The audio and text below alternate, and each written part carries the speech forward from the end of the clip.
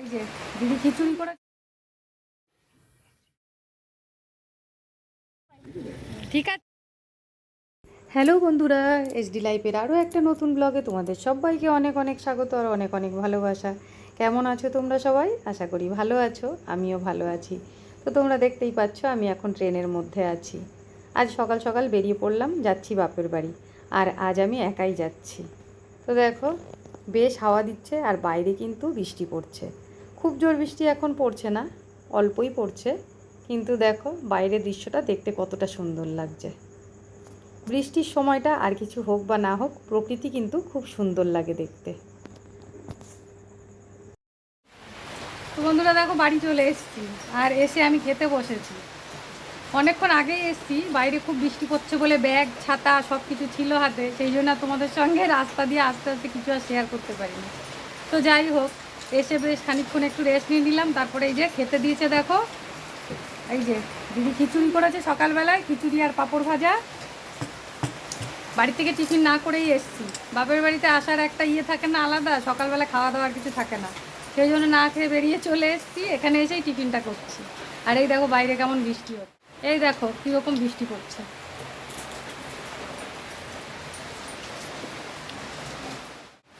তো বন্ধুরা এই বৃষ্টির মধ্যে খিচুড়ি খেতে বেশ ভালোই লাগছে। খিচুড়িটা খেয়ে নিই, সারাদিন সঙ্গে থেকো, দেখতে থেকো। আজকের ভিডিওটা তো অন্যরকম হবেই, কেননা বাড়িতে নেই, বাপের বাড়িতে এসেছি, তাই একেবারে অন্যরকম ভিডিও। সঙ্গে থেকো, দেখতে থেকো, আশা করি ভালো লাগবে। তো বন্ধুরা চলে এসেছি দেখো পরের দিন সকালবেলা। কাল এখানে আসলাম, তোমাদের বললাম সারাদিন সঙ্গে থাকতে, অথচ আমি নিজেই থাকতে পারলাম না।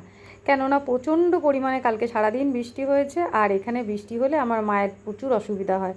আর সেই অসুবিধার কারণে পরে আর ভিডিও শ্যুট করিনি, তাই পরের দিন সকালবেলায় চলে এলাম। আর পরের দিন সকালে দেখো এখন টিফিন হচ্ছে। মা টিফিনে ডিম টোস্ট করেছে, এখন টিফিনটা করে তারপর আবার রান্না বান্নার আয়োজন হবে। দেখো বন্ধুরা মা রান্না করছে। সকালে টিফিন করা তো হয়ে গেছে, আর এখন রান্না হচ্ছে। এই যে ভাত হয়ে গেছে, আর এই যে তরকারি হচ্ছে, পটল দিয়ে আলু দিয়ে ডিম দিয়ে রান্না হচ্ছে। এত বৃষ্টি হয়েছে, একটুখানি টাইমের জন্য বাজারে বেরিয়েছিল, কিন্তু মাছ বাজারে যেতে পারেনি কাদার জন্যে, সেই জন্য আজকে ডিম রান্না হচ্ছে। আর ওদিকে ওটা কি হয়েছে মা? উচ্ছে চচ্চড়ি, উচ্ছে দিয়ে আলু দিয়ে চচ্চড়ি হয়েছে।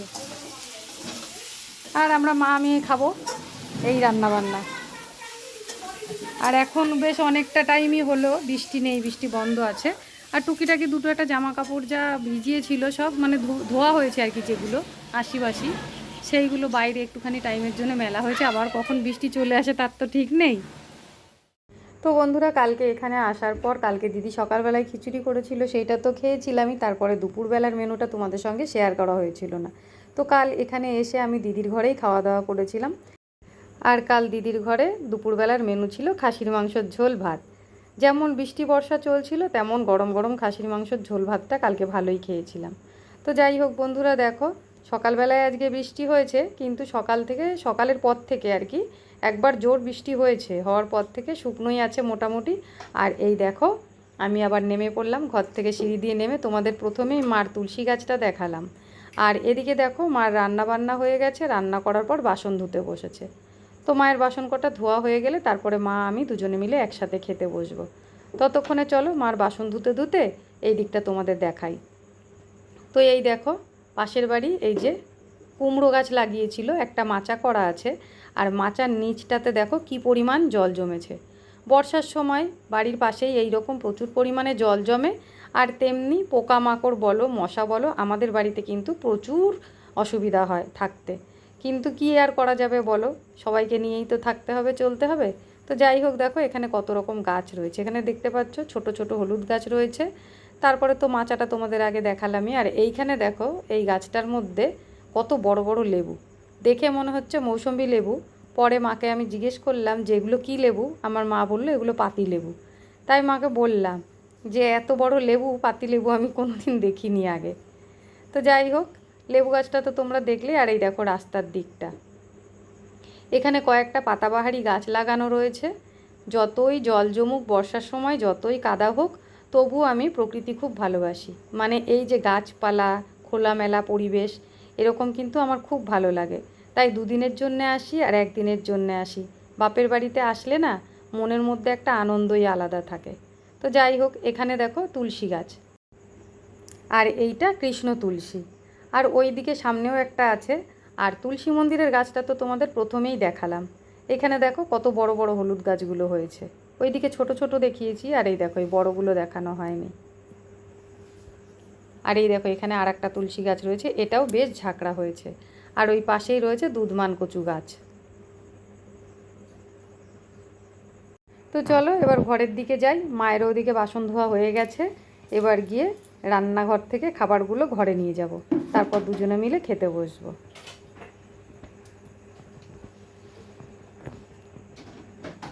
এখানে দেখো রান্না বান্না করে মা সব রেখে দিয়েছে, গ্যাসের উপরেই সাজিয়ে রেখে দিয়েছে পরপর। এগুলো এখন ঘরে নেব। তো বন্ধুরা, খাবার দাবারগুলো তো তোমাদের বললাম ঘরে নিয়ে যাব, তারপরে মা আমি দুজনে মিলে বসে খাবো। তো ঘরে নিয়েও গেছিলাম, আর দেখছি কারেন্টটা চলে গেছে। আর ঘরের মধ্যে অন্ধকার একটু, যেহেতু মেঘ মেঘ রয়েছে চারিদিকটা, সেই কারণে ঘরের মধ্যে আলোটা অতটা নেই। তাই আবারও সেই খাবারগুলো টেনে নিয়ে আমরা বারান্দায় চলে আসলাম, যেখানে মা রান্না বান্না করে। তারপরেই দেখো মা ভাত বেড়ে দিয়েছে, মাও খাচ্ছে আমিও খাচ্ছি। কতদিন পরে পরে আসি বাপের বাড়িতে, হয়তো একটা দিন থাকি তারপরে আবার চলে যায়। আমার বাপের বাড়িতে খুব একটা থাকা হয় না, কেননা আগে শাশুড়ি মা বেঁচে ছিল।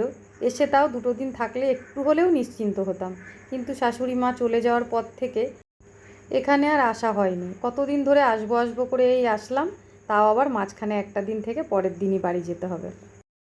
তো বন্ধুরা, দুপুরবেলায় খাওয়া দাওয়ার পর তারপরে একটু রেস্ট নিয়ে তারপরে এই দেখো আমরা রেডি হয়ে নিয়েছি, দিদিও রেডি হয়ে নিয়েছে, আমিও রেডি হয়ে নিয়েছি, একটু বেরোবো। কাল বাড়িতে এসেছি বৃষ্টির মধ্যে, আবার বাড়িতে ঢোকার পরপরই ওই যে জোরে বৃষ্টি নামা শুরু হয়েছে। কালকে সারা দিন সারা রাত একভাবে বৃষ্টি হয়েছে, তাই বাড়ির থেকে একটু বেরোতে পারিনি। আজ সকাল থেকে কিন্তু বৃষ্টিটা কমে গেছে, আর সারাদিন বেশ পরিষ্কারই ছিল। তাই আমি আর দিদি এখন একটু বেরিয়ে পড়ছি বাজার দিকে। তো বন্ধুরা দেখো বাড়ির থেকে বেরিয়ে পড়েছি, আর এই দেখো রাস্তা কত কাদা দেখেছো এখানে। গ্রামের সব কিছুই কিন্তু খুব ভালো, সারা বছরই ভালো, কিন্তু এই বর্ষার সময়টা আসলে পরে জল কাদা, এটাই একটু সমস্যা। তবুও আমার ভালো লাগে। এখন তো থাকি টাউনে, টাউনের রাস্তাঘাটে বৃষ্টি হলে ড্রেনের জল ওঠে, কিন্তু গ্রামে কাদা হলেও জায়গাগুলো কিন্তু পরিষ্কারই থাকে। আর আমার জীবনে গ্রাম টাউন দুটোরই অভিজ্ঞতা হয়েছে, কেননা জন্ম হয়েছে আমার এই গ্রামে, আর এখানেই বড় হয়েছি, সেইটা একটা অভিজ্ঞতা। আর বিয়ে হয়েছে আমার টাউনে, তো এতগুলো বছর ধরে টাউনেই থাকছি, সেটা হচ্ছে আরেকটা অভিজ্ঞতা। তো বন্ধুরা, দিদি আর আমি দুজনে মিলে তো বাজারে বেরিয়েছিলাম। বাজারে আগে যে কাজগুলো ছিল সেগুলো সব মিটিয়ে এসেছি, কেননা দিদির অনেক কিছু কাজ বাকি ছিল বাজারে, সেগুলো আগে করে নিয়ে তারপরে যে দোকানটা দেখতে পাচ্ছ যেখানে আমরা এসেছি, এই দোকানটা আমাদের বাড়ির কাছেই। তাই সবার লাস্টে একটু কেনাকাটা করে নিচ্ছি। দিদিরও টুকিটাকি কেনার ছিল, আমারও ছিল, তাই দুই বোনে মিলে সেগুলো করে নিচ্ছি। এবার এখান থেকে দিদির নাতিকে নেব, নিয়ে তারপর আমরা বাড়ি যাব। বেরোনোর আগ দিয়ে দিদি নাতিকে পড়তে দিয়ে তারপর বেরিয়েছিল। এবার এদিকে কাজগুলো সারতে সারতে ওরও ছুটির টাইম হয়ে গেছে। ওদিককার কেনাকাটা সব শেষ, বাজারের সব কাজকর্ম সেরে চলে এসেছি দিদির নাতিকে নিতে। আর যেহেতু সম্পর্কে আমিও ওর দিদান হই, সেই কারণে ও আগে আগে হাঁটছিল, আর আমি কিন্তু বেশ ওর পেছনে লাগছিলাম। বেশ কিছুক্ষণ কোনো সাড়া শব্দ না দিয়ে ওর মতন এগিয়ে যাচ্ছিল, কিন্তু দিদি বলার পর তারপর দেখলাম ও ঘুরে আবার আমাদের দিকেই আসছে। হ্যাঁ ঠিক আছে, মাথায় থাকে যেন এটা। চল এবার বাড়ি। হ্যাঁ ফুচকা খাবি? খিদে পেয়ে গেছে পড়তে পড়তে? তাহলে এখন ফুচকা খেয়ে তারপরে বাড়ি যাবে। চল চল। এবার চলে এলাম ফুচকার দোকানে, আর এই ফুচকার দোকানটা কিন্তু আমাদের বাড়ির একদম কাছেই। এখন এখান থেকে ফুচকা খাবো, তারপরে বাড়ির দিকে যাব। এইদিকে দেখো দিদির নাতি অপেক্ষা করছে কতক্ষণে ও ফুচকা খাবে, কেননা পড়তে গেছে অনেকক্ষণ আগেই, ওর কিন্তু পেটে পুরো খিদে। আর ফুচকাওয়ালা এদিকে ফুচকার মশলাগুলো বানাচ্ছিল।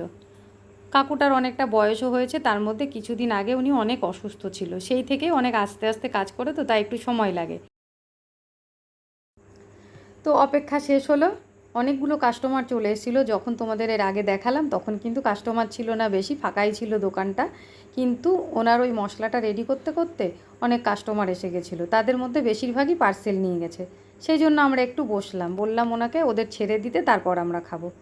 তো দুজনকে ছেড়ে দেওয়ার পরও দেখছি ভিড় জমছে, সেই জন্য আর দাঁড়ালাম না, কেননা বাড়িতেও তো যেতে হবে, কখন বৃষ্টি নেমে যাবে তার নেই ঠিক। সেই জন্য আমরা ফুচকা খেতে শুরু করে দিলাম। আর তোমরা দেখতেই পাচ্ছ আমরা তিনজন পরপর দাঁড়িয়েছি, দিদির নাতি, আমি, তারপরে আমার ওই পাশে আছে দিদি, আরও কয়েকটা কাস্টমার আছে। তো যাই হোক বন্ধুরা, বাপের বাড়িতে আসলেই এই দোকানে ফুচকা খাওয়া আমাদের বাধা।